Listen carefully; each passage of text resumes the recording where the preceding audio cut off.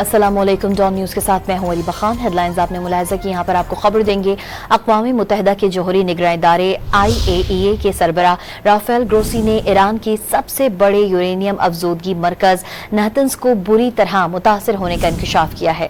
बरतानवी खबर एजेंसी से गुफ्तगू में ग्रोसी का कहना था कि इजरायली हमले के नतीजे में बैरूनी बिजली की फराहमी मुअत्तल होने पर 15,000 सेंट्रीफ्यूजेस को शदीद नुकसान पहुंचा है, लेकिन वो मुकम्मल तौर पर तबाह नहीं हुए। उनका मजीद कहना था कि बज़ाहिर अफजूदगी प्लांट की इमारत को बराह रास्त निशाना नहीं बनाया गया, मगर अंदरूनी निज़ाम को शदीद नुकसान पहुंचा है। राफेल ग्रोसी ने पायलट अफजूदगी तंसीब मुकम्मल तौर पर तबाह होने की तस्दीक की है। अस्सलाम वालेकुम। डॉन न्यूज़ के साथ मैं हूं अरीबा खान। हेडलाइंस आपने मुलाहिजा की, यहाँ पर आपको खबर देंगे। अक़वाम मुत्तहिदा के जौहरी निगरां इदारे IAEA के सरबराह राफेल ग्रोसी ने ईरान के सबसे बड़े यूरेनियम अफजोदगी मरकज़ नातंज को बुरी तरह मुतासर होने का इंकशाफ किया है।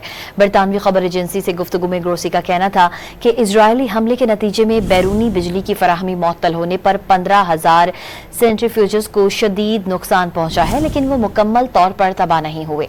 उनका मजीद कहना था कि बज़ाहिर अफजूदगी प्लांट की इमारत को बराह रास्त निशाना नहीं बनाया गया, मगर अंदरूनी निज़ाम को शदीद नुकसान पहुंचा है। राफेल ग्रोसी ने पायलट अफजूदगी तंसीब मुकम्मल तौर पर तबाह होने की तस्दीक की है।